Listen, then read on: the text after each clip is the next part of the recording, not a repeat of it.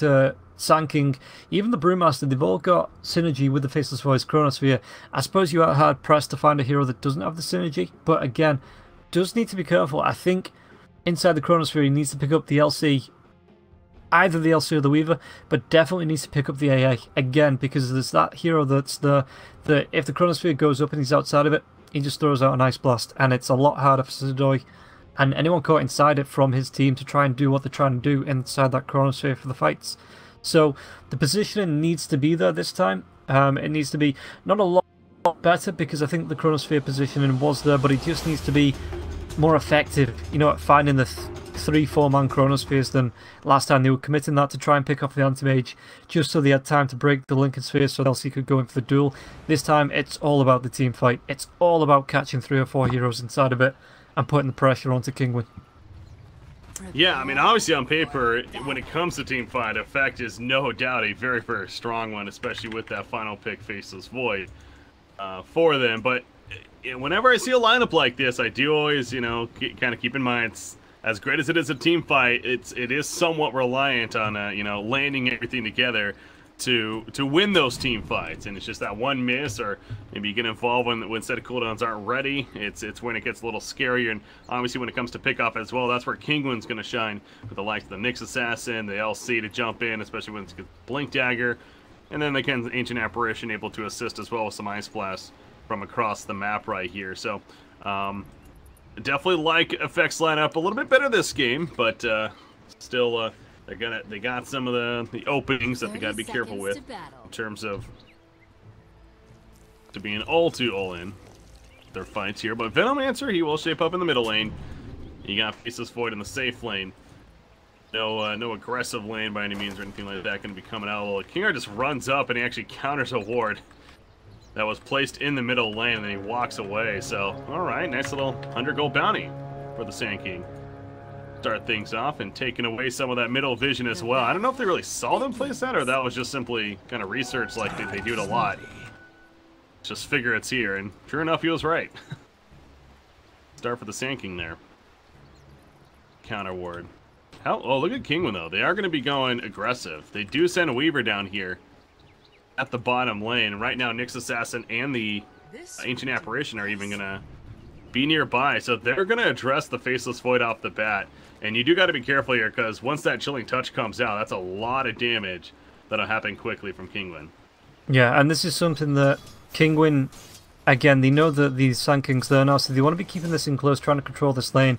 An aggressive trial lane is a really good way to do this, because if you keep pressure onto the Faceless Void, you need to keep, or Effect need to keep at least one support on this lane. Otherwise, Sidoi can be the effects, can feel the effects of the trial lane. You know, this harass coming out, maybe going for a gank, and it just restricts the roamingness of Effect supports. It does mean, however, that you do have to commit maybe at least one hero, one support down here as well. But the Weaver being able to time-lapse himself away, even get the Sakuchi off, isn't as big a risk, you know, as feeling the effects as it looks. Oh, they're going to find the kill. Yeah, okay.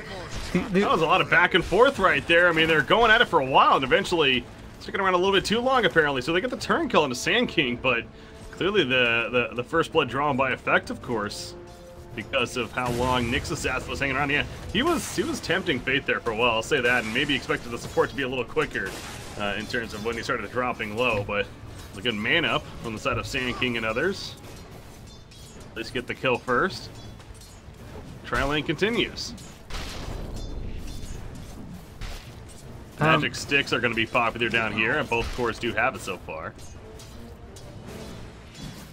But yeah, long point, sure. I should have really gone for this in the first place. That it does take a lot of pressure. Like we saw last match, that the Pugner was a constant target of ganks. Throwing this aggro tri lane out again, so you need to protect your carry. Sorry, does take a lot of pressure off the Pugner. I'm not going to say it's going to be 100% pressure free, but Nisha should play with a lot more security in mind than, oh god, I'm going to be ganked every 10 seconds. I'm going to lose a lane. There's nothing that I can do. Back in right now on that Pugna again against the Venomancer. You do have Sand King by though. Burl Strike. Venomous Skill already used. Nisha definitely was not expecting this. really be able to capitalize off of it, though. TP's coming in from Ancient Apparition. Other than the blast goes down, go for a turn. They are going to secure that kill. Venomancer with the cold feet. Not going to be enough for a turn. And now Ancient Apparition, he dived a little bit too much. It seems like he did. He even went in and tried to finish the job, but that was a little bit too much life left from Venomancer. So the greed is real, and now 3-1 start in favor of Effect here. That's the Sand King obviously being in the right place at the right time for Effect, and a little bit of greediness from the side of Kinguin. But also nice job by them. The middle matchup so far, though, 14-6 Pugna against a 12-2 Venomancer. So even with that death, Pugna is keeping the slight edge at this point of the game, at least. Yeah, and just looking at the top lane as well, it's actually the LC and the Pugna dip between top farm. And this is going to be great for Patos. Yeah, okay, there's going to be this missed chance coming out, but generally, if he stacks up the Moment of Courage or the Overwhelming Odds, going to be able to do a lot of farming and find the items really darn quick. Found the kill right there as Exotic Deer's barely alive. No more Shikuchi for 5 more seconds, and actually will be beat down by Sidoi. Now King R's running away, so it ends up being a 1-for-1 so far. The Impale hits, though. They want this kill on a Sand King. The cold feet put up. Earl strikes away, however, and it will not proc as a result. And in fact, he will escape. And now Kesor, he's a little bit too deep. They're going to pick up the Bounty Rune. He's running, has that spike carrot face. Will help a little bit, but the time walk forward. And our Zeke gets revenge on the Disruptor. So, again, the last lap for Effect right there. Region Rune going to be picked up, and okay, he's going to take it off, but Ancient Apparition actually got a lot out of that. But, again, they hit it at the last second, so we have these clashes here. I mean, it seems like Kinguin's just overstepping a little bit too much and a little too confident with what they have, and kind of backfiring as a result. So, I mean, all 3 top CS right now is favoring Kinguin as far as the heroes go. But again, hero kill-wise, Effect has the advantage here. Yeah, and I think Effect have a really good team for dealing. Usually when this aggro trial lane comes out, you'll see, like, you know, a lot of musical lanes, but Effect are just dealing with it really effectively. Because they've got the time walk, you know, like you say, they've got this, can go 3v3 and find these kills on the lane. That was a really close call in the middle lane, by the way. Venomancer was down at 20 life from that life drain, but barely out of range to finish, and just ended up walking away. But obviously we saw the kill the bottom lane happen. Taking place. That field. So it offers a little bit more survivability than the usual tri lane going up against an aggro tri lane. Like I say, you'd see a lot of TPs up to the top lane and then back to the bottom lane and rotations through. But Effect are confident at dealing with this, and they really think it's worth the risk. Slightly coming on top there, but yeah, again, I look back at the CS and man, I see the Pugna now, especially 40-11 compared to that 22-2 Venomancer. So nearly doubling his CS, and that shows you that even with the death earlier, Pugna is having a fantastic time. Definitely favored in this matchup, and another 400 gold saved up. Bottle is just about finished for him. Sand King, speaking of that, he's going to pick up an Arcane Rune before Pugna can. So nice rune steal at least coming out for the Radiant side, but this is for the top lane. Haven't talked a lot about it yet, but we mentioned earlier about LC and being able to use more of this start with him than maybe the Brewmaster's Impact, who has early phase boots, but has yet to move as well. And I would assume does he has a TP on him? No, Brewmaster doesn't have a TP on him yet, but I was going to say, having a TP on Mag here, Primal Split ready to go, maybe look into port to the bottom lane or even the middle lane if it calls for it, and ready to engage in a kill, because that's one of those abilities that ideally you want to try to use sooner than later in the game to get full effect of the hero, really. Yeah, I think you might save it until towards the team fights. If a team fight does break out, you're going to be able to, you know, he is going to TP him, but he's kind of happy with the amount of farm he's getting in the minute. They look like they're going to be trying to make a move onto Patos as well, so if Kindar can find this with the engagement on Mag, this is going to be Patos in a lot of trouble. He's going to duel. I mean, Patos, he's the one that might be okay. Magic Wand to go for the... Oh, they already split up the Primal Split. Yeah, with the TP coming in, I thought he might have tried to make a play right there.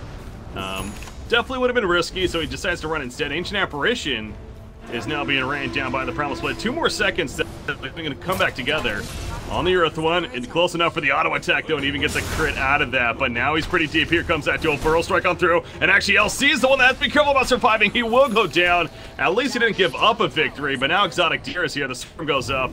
And Mag is continuing to have to survive and run away. King R in the back lines is there to disrupt as well. Mag's just a little bit too fast with those face boots. And of course, Weaver only the brown boots that he has. Shikuchi, a couple more auto attacks. He will get it. And he finishes the job at least. So a little bit of positive there for Kinguin to finish that fight. And now King R, I think he should be good as far as making it out. He's good. Oof, that was an interesting fight though at the top lane all the way into those trees. But yeah. Weaver does end up with the kill at least. I mean, yeah, he does get the kill, but you drag 4 heroes up onto this top lane, you create space with the Faceless Void, the LC doesn't get the duel off, you know, you find a kill or two yourself. So, yeah, okay, Brewmaster went down, but they found 2 kills, they found space for the Faceless Void, and now the lanes have swapped. There's going to be a dead Venomancer in the mid lane though as the life drain comes out from Nisha, so the response wasn't there.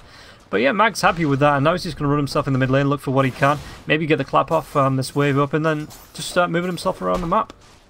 And I think this is the big thing that he is going to be waiting towards when LC to use these dual opportunities.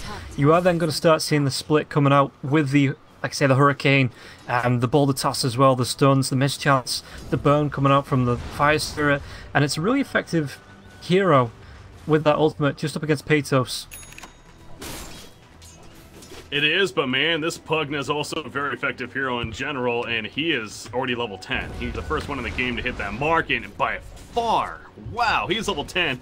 Level 7 is next in line on the Venomancer, and then Brewmaster and Weaver. I mean, you see all these other heroes, but it's pretty insane, actually, how far ahead this Pugna is. I was not expecting that. I mean, you see Venomancer just hitting level 8 right there, but the fact he's 2+ levels ahead of anyone else in this game at 9.5 minutes is really just absurd, but that means Pugna now is, you know, being level 10, has his first talent, of course, but on top of that, level 4 Nether Blast to go with that level 4 Decrepify, so whoever he catches is going to melt, but on top of that, the tower push is very effective. In fact, one more Nether Blast, this is a tower kill right here. As soon as his fortification wears off, but in fact, they are going to respond to it. They're not going to let him get it for free. And in fact, they will box him out and maybe go for what is actually not into deny range just yet. It's 8 life away. Being in that deny range, they pull him in. Here we go. This would be a big kill. We just talked about how far ahead Nisha is at this point. Will it be enough damage? The Primal Split, everything being used. Chronosphere, the backlines here going off right from Sidoi. Gonna respond right here as Patos and Elisa ran in. Press the attack, gonna save him now. Back over to Pugna. Stun through with the Burrow Strike. The Primal Split still doing work, and they finally kill off the Pugna. Indeed, and now Legion Commander. He's locked down nearby. Coming back together on the Brewmaster. They beat him down. Kinetic Field keeping him in place. Double kill for Sidoi on the Faceless Void. All right. It got a little shaky there for a second, but Faceless Void even rotating over. And we see the end result in favor of Effect there. Yeah, that was a clutch Chronosphere, because the LC as well as the AA were rotating up around this way. Disruptor got caught out there, and he was pretty much 100% dead to a duel if Sidoi didn't get that Chronosphere off. Caught the LC just on the edge of it, so she couldn't get the duel. You see the Disruptor heal up with the salve, come back into the fight, try and do whatever he can, and completely turn that fight around. What was that? Oh, that was in the jungle. Wow. That was an epicenter kill from Sand King. I thought it was at the bottom lane for a second, but no. They're going to his dead body right there. That was actually in the jungle. Caught by Sand King, middle lane. Catching Pugna, suck the life away from Brewmaster. Again with that Decrepify the blast. It's just so much damage. Even the Brewmaster can't tank through it. See that those missed chances don't really affect him right there, so nice turn kill. But yeah, losing Weaver, who did just get his hand of Midas, by the way, as he uses it for the first time right there after shortly getting it. So interesting choice from the Weaver. It's definitely an item that means he wants to still just continue to farm despite this game being very active with how it's going, as he's still a massive stack, does Kinguin. But they actually want to make a fight happen here. Again, Weaver's not here. The glimpse back will pull away Pugna, but he got a lot of damage out before. Kinetic Field gonna keep them zoned out though. Nyx Assassin, will he go for the open? The Impale? Yes, he lands it. Beautiful job from Castle right there. However, it might come at a cost. He does have Spike Carapace. Press the attack, open him a little bit as well. Poison up active from Venomancer. The first damage out with another blast of victory. Gets it off for Patos. And King Ard stuns on 2 with the Burrow Strike. They're going for Legion Commander now as Mag rotates in. Thunderclap will help with that. The life drain though. You look at how much Brewmaster's dying right here to Decrepify, and he goes down. The Nether Blast on King Ard as he's having to walk away now. He uses his own Decrepify once again. Stuns back in. He takes out the Nyx Assassin, but finally finished off by Nisha. Just a crazy clash of back and forth at the bottom lane, and we are not even done just yet. as that is Faceless Void TPing in with the Mask of Madness and Chronosphere. Will he dare go for it? Yes, he will. He has some more TPs coming in. Ancient Apparition is nearby.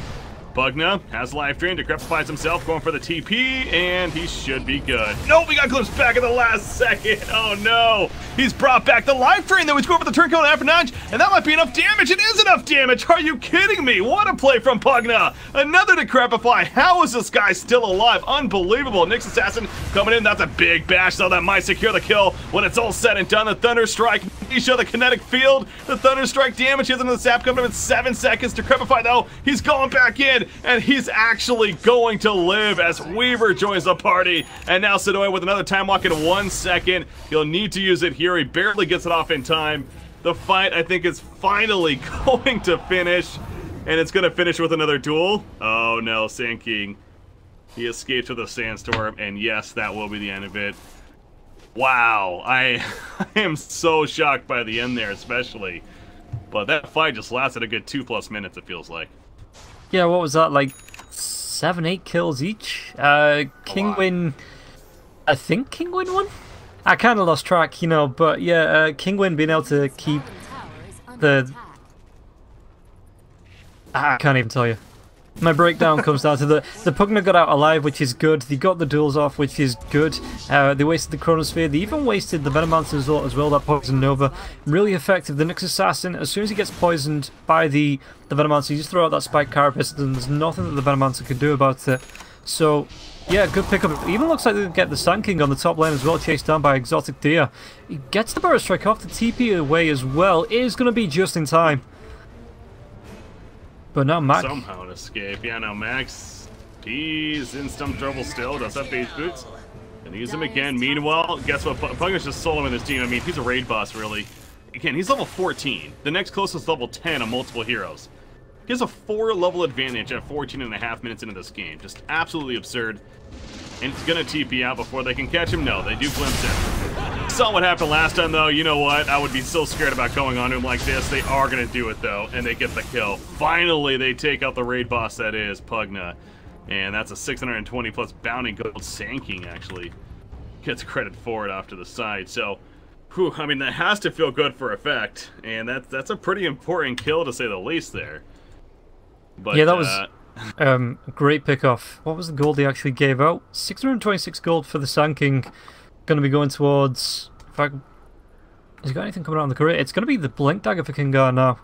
So that is going to be a really effective power spike for the Sand King once that comes out from the career.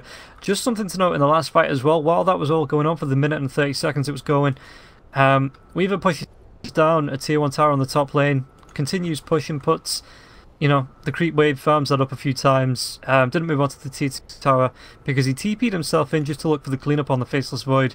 Faceless Void did get himself away, but that was a good minute and a half that the Weaver was just free farming with a Hand of Midas. I think probably got that off once, maybe even twice. Going to be able to finish off the Maelstrom now. So yeah, again, Kinguin using this distract and push-pull game plan really effectively. Yes, okay, they lost themselves, what, 4 or 5 heroes, maybe even 6, but they found the kills playing 4 versus 5, and to great effect using this game plan. Weaver's going to be able to get the Maelstrom, like I say. The LC found a duel, looked to come in and get a second one, you know, but got the Blink Dagger off it as well, which is going to be great for looking for pickoffs. Lisa H, level 7 now. Katsuo comes in, he's got level 8, so it was a decent fight for Kinguin. And yeah, it was a decent fight for effect, but I think Kinguin just started to edge it out though. Yeah, I kind of go back to that Weaver pickup, and as I brought up at the time, as they do find Faceless Void, rather a dual Ice Blast, that's a kill. Winner included for Patos, and they slow down Faceless Void even that much more, who was the top farm on his team currently. Still be even after that, but it's obviously not what you want to be having if you are effect right here. But the choice to go Hand of Midas, again, goes without saying, it's a greedy one, especially with how active this game has proven to be. Almost 30 hero kills at 15-16 minutes here.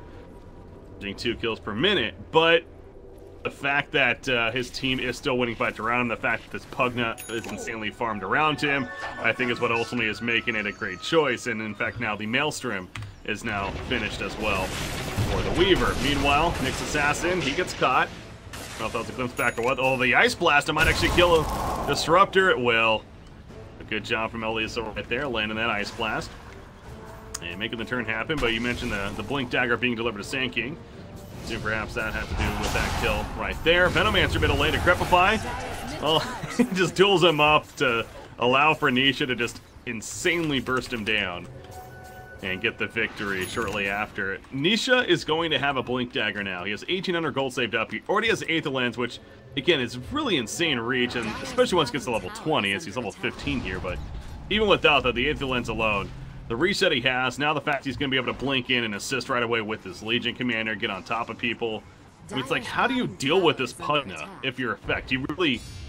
There is no obvious answer. You kind of just have to accept it almost at this point and hope that he just doesn't continue to get even crazier out of control. No, at this point you need to look towards a maybe a Lincoln Sphere on the Faceless Void, or, you know, to the Master maybe. Venomancer wants to be building towards that Force Staff, but you need to be able to get some sort of, even a Silence, or some way just to disrupt this Life Drain that's coming out, because it's doing them a world of hurt, and it's something that you can't deal with easily unless you can get up in his face and get the stun off. If you get up in the face, then you've got to deal with the Ice Blast, you've got to deal with the Nyx Assassin. They are playing, not for Protect 1, but they are putting a lot of bodyguards onto the Pugna and just saying, come at us, what are you going to do? Pugna going the Dagon, and I love that. I mean, when you're this far ahead especially, and Dagon on Pugna is really good. We'll see a lot of Pugnas go the Ags route, of course, and become that glorified support, as I like to suggest, but when you have this kind of a lead and you're this much tempo, and you're fighting this much, again, being able to just burst literally anyone down in this game at will seems like a pretty good idea. So, I think the idea of the Dagon makes a lot of sense from Pugna here. And he's trying to kill off this middle tower, by the way. Another blast. Oh, nice vulnerability. And they're baiting them out. Static Storm even coming out. Gonna look in Pugna. Chronosphere on top of it. They really want him dead. Damn it, they'll get it. So, understandable. They blow quite a bit on that. Ellie's up inside, though. Ice Blast lands. Here comes Exotic Deer to try to clean up. Maybe the Faceless Void. Yep, they'll finish him off. And he actually time-lapse backwards to get out of there before they can turn bottom lane. They're chasing down Venomancer meanwhile. And that will be a dual victory for the LC to top it all off.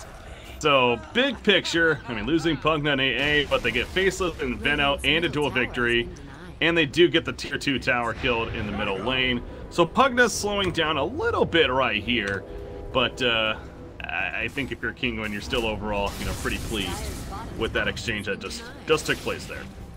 Yeah, getting the duel off.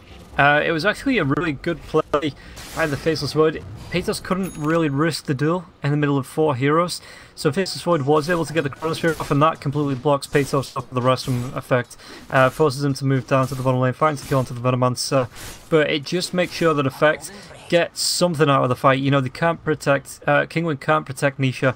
Nisha is just left to his own fate, I guess you call it, and effect do find the pick off worth... Let's take a look. Well, yeah, 355 gold. Sidori does get picked off on the end of that, so it's not the greatest runaway after effect finish off that fight, but it was something, you know. That it was, and there's more something here. In fact, duel up on a Sand King nearby. That's going to be a victory, maybe? Okay, it won't be a victory, actually. And he will still alive. Nyx Assassin, meanwhile, TP's out. But Pugna is just sapping everyone's life away in the midst of all this happening. Another blast will miss. Pearl Stripe, but they're still going up to Crepify, and that's an overwhelming ops to finish the job there. And it just slowly but surely continued to happen. I mean, we started with the Brewmaster there, then we see 4 heroes all of a sudden dead, and Faceless Void just like, team, what are you guys doing?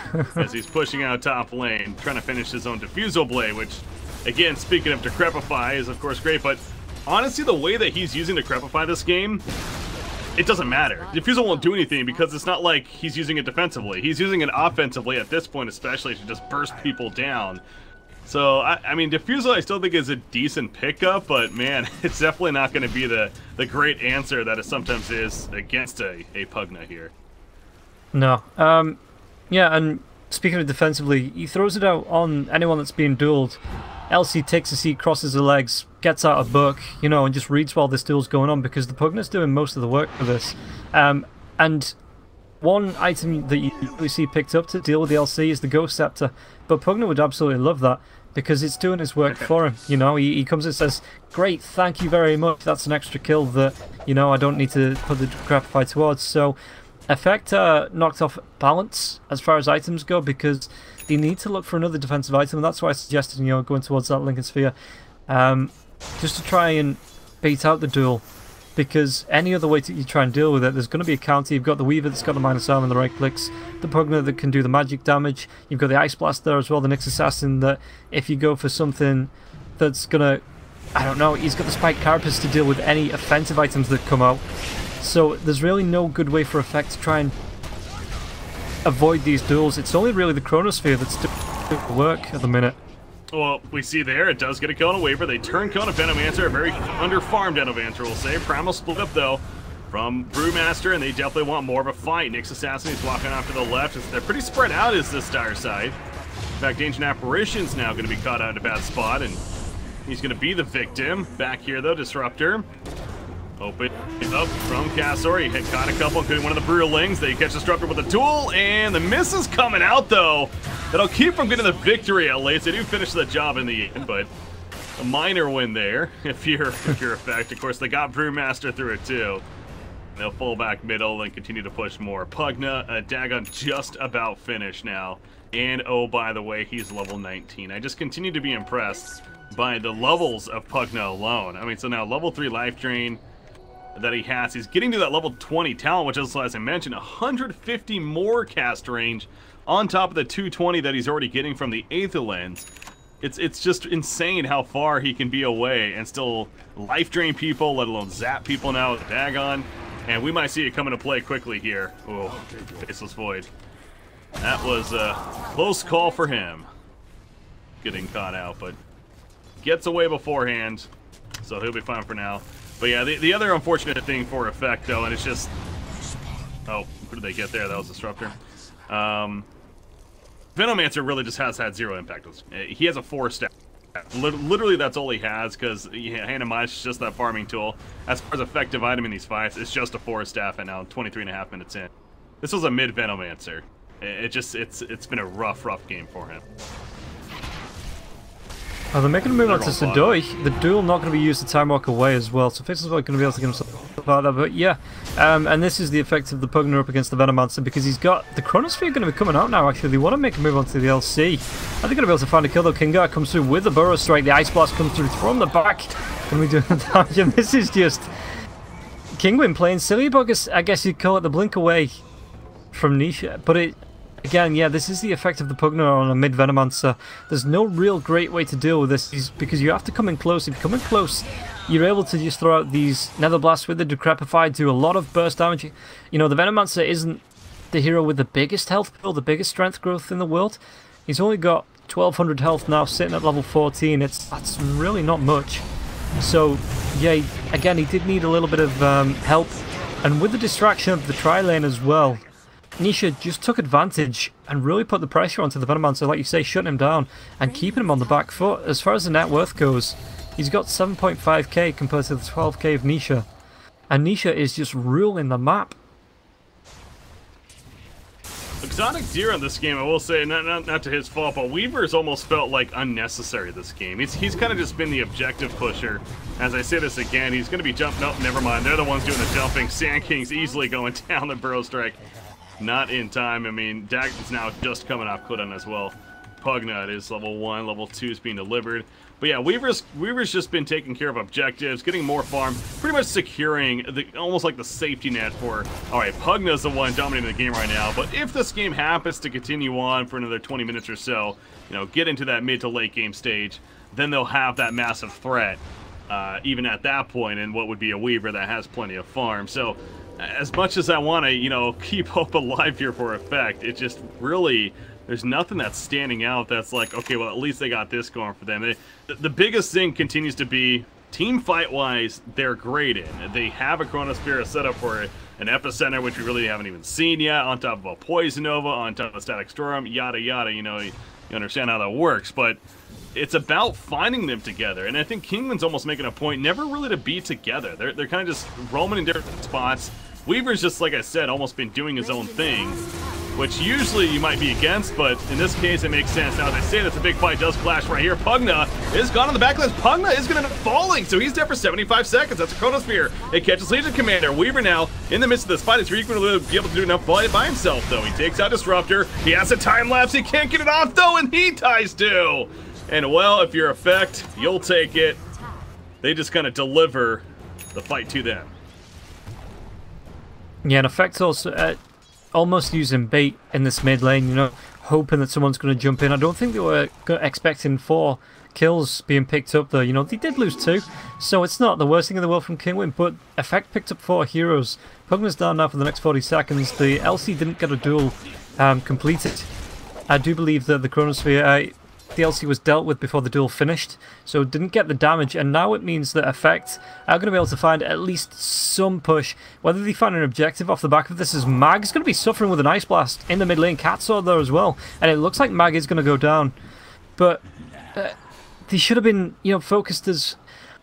There's this topic in Dota 2 where it doesn't matter if you have 50 health left. If you have 4 heroes down on the enemy team, group up as 5, push the map, group up as 3 if that's all you have. Take the mid tier 1 tower, get that little bit of bonus gold, then back yourselves off. And Effect, every time they win a team fight, yes, they are on the back foot, but they don't seem concerned about taking an objective. They just go back to this farming, trying to look for the gold, trying to look for the items, where if you take a tier 1 tower, it might not be as much gold as you're farming up, but you're taking that little bit of map control away from Kinguin. And that's something I think Effect needs to look towards is, okay, we sacrifice 300 gold throughout the team, but they pick up a tier 1 tower, they pick up an objective, they make it harder for Kinguin to roam around the map, they maybe get themselves some vision down, you know, they make it harder for Kinguin to do what they're doing. And at this point, Effect, they're not doing any of that. Yeah, I see what you're saying. I definitely agree, but I think the mentality for Effect, that's kind of the downside though of the draft at the same time. It's they explode with everything in a team fight. They use all their cooldowns like they did there, which is why they won this decisively. But then they don't have that to then push that objective, and ideally they're still dead while you're pushing. Yeah, they probably could have grouped up and at least got the tier 1 tower before enough response happened, but that's what kind of makes us scary for Effect though. They need to use everything to actually win these fights, and then by the time they want to push some objectives, the other heroes are kind of resurrected anyways and good to defend. So it really continues to be a tight spot for them. They are going to get a glimpse back here on the Nyx Assassin and force something at least. It's taken a while to kill him, but they finally will. Ice Blast comes through, hits multiple heroes. Now Ancient Apparition goes the other way, and oh, Plaxus, he finds Faceless Void. Sadoi thought he was being sneaky where he was. Not sneaky enough, and yeah, even with the Decrep you mentioned, LC kind of just stands there. Well, then the burst happens from Pugna, so that's a quick kill. Elisa, he may end up going down actually, so they find Ancient Apparition. So far, I mean, numbers-wise, it's looking okay for the Radiant team. Where's Weaver during all this? Weaver's kind of just been on the outline, not doing a whole lot. He is going to run it now, but again, Weaver frankly hasn't been doing much this game. I go back to that, and he actually, is he going to really die again? Time lapse? He does get it off, so he's going to go get away. Shikuchi and Pugna, he comes back in and clean up now Venomancer. So, yeah, I mean, kind of an awkward finish there, but something for Effect once again, but I don't know. It does seem like Weaver this game is having trouble doing a lot, despite his farm. Yeah, effectively he's playing the position. I know he was the focus of the aggro trial lane, but he's effectively playing that position 3. Created this false carry potential, so the LC could find the farm on the top lane, pretty much undisturbed. But going back to that fight, it was really good. Okay, they lose the Nyx Assassin, but then you get the AA coming up, he drags 3 heroes this way, which means it opens up then for Sadoi to be picked off over in the, to the left of the mid lane from the 3 heroes rotating in from the side of Kinguin. And then these heroes, the Effect heroes need to rush back to the mid lane. And Kinguin are splitting up, divide and conquer really effectively. Yes, they lost 3 heroes to the 2 of Effect, but if Effect had kept group up and Kinguin move up in 4 to try and take this fight, like you say, they've got the Chronosphere, they've got the Epicenter, they've got the Poison Nova, Static Storm, they've got the Split, so Effect are a lot more devastating when Kinguin group up as 5. And the fact that Kinguin are playing these distractions, pulling heroes away so they can find the pickoffs, it's really not keeping them in the game because obviously they are in the lead, but it's making sure that they keep control of these team fights, they keep control of the tempo of the team fights, and even with the Weaver not being as effective as he could be, there's still 4 other heroes that are being great and just really executing these roles in the team fights. BKB is going to be a very good game for Kinguin, and I kind of look at a Weaver and I wonder if that's what he is going to be going for, but I know Pugna's definitely, well, he was going for one, never mind, now he's going to Lincoln's actually. So much for that idea, but yeah, again, you look at the big team fight that they won, the biggest thing was that they caught Pugna in that static storm field, as well as the Burrow Strike, but if he has a BKB, it really shouldn't happen, so I'm actually a little bit surprised he's going to be choosing to go to Lincoln's instead, but meanwhile, bring back on LC, gonna maybe go for some kind of turn. BKB's popped by Sadoy, those counterattacks dealing plenty though, but it is not enough in the end to get the turn kill. I mean, he was doing that for a while. Meanwhile, bottom lane, Exotic Deer does take out the tier 3 tower, and so we get some kind of an objective out of that. Was really 4 heroes that were up there to make that kill happen, but Kinguin, gotta be careful leaving too many openings here for them to make these plays. But yeah, going back to Pugna and even the Weaver, do you feel the same, or do you think BKB is not as necessary? I think it's a good item. I think it stops Pugna unless there's a Chronosphere being disrupted when he's throwing out the damage using his life drain. But honestly, I think he's so far ahead, it doesn't really matter what item he goes for at the minute. Because unless he commit a Chronosphere towards the Pugna, or again, like you see, gets caught out in the Static Storm kinetic field, which affect our commit to him, and then Kinguin are making sure they get the space around the Pugna so it doesn't affect anyone else. It really doesn't matter, because Pugna is either going to be extremely effective in the team fights, or he's going to be the focus, and the rest of Kinguin are going to be effective in the team fights. So, yeah, again, good item. You can swap it out for the Lincoln Sphere, like you say, he's swapping back and forth at the minute. But I don't really think it matters. A long-winded way of saying I don't really think it matters what Nisha goes for at the minute between the Lincoln Sphere and the BKB. Yeah, that's fine. And yeah, as you mentioned, he is kind of swapping out, so trying to decide right here what really does make the most sense. So Weaver's the one we really just don't know what he's thinking just yet. Again, almost 5,000 gold saved up, and there we go. He gives us an idea at least. I have Scotty is perhaps going to be a direction, and it's kind of an in-between where it's a mix of survivability, but, oh, actually, he probably clicks a BKB as I say that, so now he has a BKB, and so sure enough, that will be coming for the Weaver, so it seems like they may have came to that consensus that, yeah, BKB is going to be a strong item here.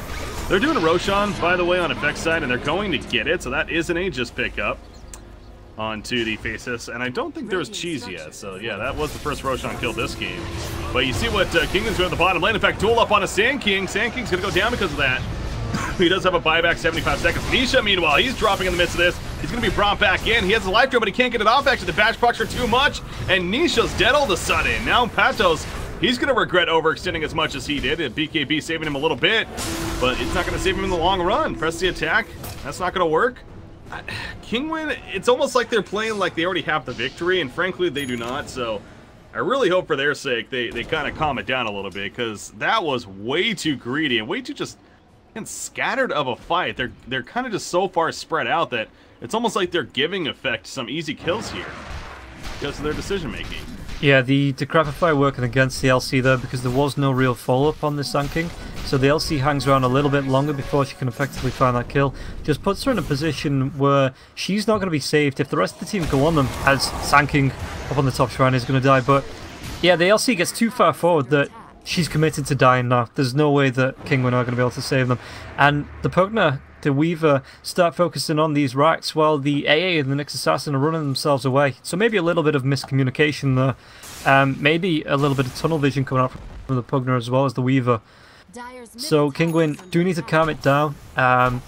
Just communicate a little bit more and say, you know, scream throughout the team. If 2 heroes are backing off, you don't want 2 heroes hanging around that racks looking for potentially taking those down when there's 5 heroes of effect, like you say, hanging around there looking for the kills. Weaver just completely undecided as far as where he wants to go, because, okay, he rebought the BKB, because he bought BKB going into all that, and he sold it, and then he just rebought it again, and now it's going to be delivered, so figuring if he wasn't going to get it right there, I might as well sell it, but He gets it now, and now even has a butterfly queued up. So a little bit undecided as far as what direction you want to go in, but yeah, I think the butterfly is also kind of the mix of the guy Scotty idea, where it needs an item that sure will maybe tank him up and make it a little more difficult to kill, but they really need to have him start dealing damage, and that was going to be my concern of his build initially, and I think the butterfly is that nice compromise in terms of going for what could eventually be a final item of sorts for him. Of course, the Mjolnir be nice to advance on it and as well, but we are getting to that point where that quote-unquote safety net of the Weaver just farming this whole game ideally should start to come into play now at this point. But it really is a strange feeling how this game went from just what looking like Kinguin was just going to just completely run over effect to now it's not feeling like that anymore. 37 minutes right here. I mean, Pugna is starting to taper off a bit, and we're seeing that, of course, coming from the idea that he's starting to get caught more and more and initiated on more and more before he can really react. BKB is an item that will help with that, and he has 2,700 gold now. So, for their sake, ideally he has that before another fight. Like, if I'm Kinguin right now, I'm farming that item on Pugna before pushing, but as I did say this, they're pushing right now. So, the last thing you want is to get involved in a fight right before he has that item finished and it go negative. So we'll see, but I'm a little concerned for Kinguin if they really try to force the issue here before they finish that item. Well, I mean, they are going to use the fortification. I think Kinguin commit force effect back, because what you can do if you can bait out 2 or 3 TPs for the defense, you TP yourself back to the tier 3 and you look for any exit kills you can find. But it means that you have to do that as 5. The Venomancer, Kinga TPing themselves back now. If Kinguin either commit racks or commit to a fight up on the top lane, they should be able to find objectives. Bottom lane, 5 breaking out here. Nyx goes in with the impale. LC is really deep. He's going to set up a duel on Venomancer, got the poison nova off, but minimal heroes. Is he going to get the victory? No, he gets bashed up and actually gets a winner to the Venomancer. And now they catch Pugna. He's not in the Chronosphere. He's able to TP out, actually. Oh, he's going to be glimpsed right back in, though, to the Chronosphere. So now Nisha has to fight this. Meanwhile, they're beating on Exotic Deer. He'll manage to make it out with a time lapse. And Ishikuchi is quickly away. But again, you see Kinguin's completely on their back foot after that initial firepower. But they've lost it. There's the zap coming out to take out the Aegis, at least, from the Faceless Voice. Done in on Pugna. A little too deep, though. Now here comes that return firepower. They used everything up front. Now they don't have that anymore, and Kinguin knows it. So this response is going to ultimately end up working as they pick up the Sand King as well, who are staying dead, both him and the Venomancer, for the time being. So they're rotating to mid now. Will they keep this up here? Again, no Chronosphere. I think you do. No Static Storm, nothing. No fighting tools here for effect. Yeah, no. 100%, you just keep committing. You look for whatever you can find, and that could have been a really horrendous fight, because again, you've got the Pugna, you've got the Nyx Assassin moving to away from the tier 3 towers, the racks, the high ground of effect. Meanwhile, LC jumps in for the kill.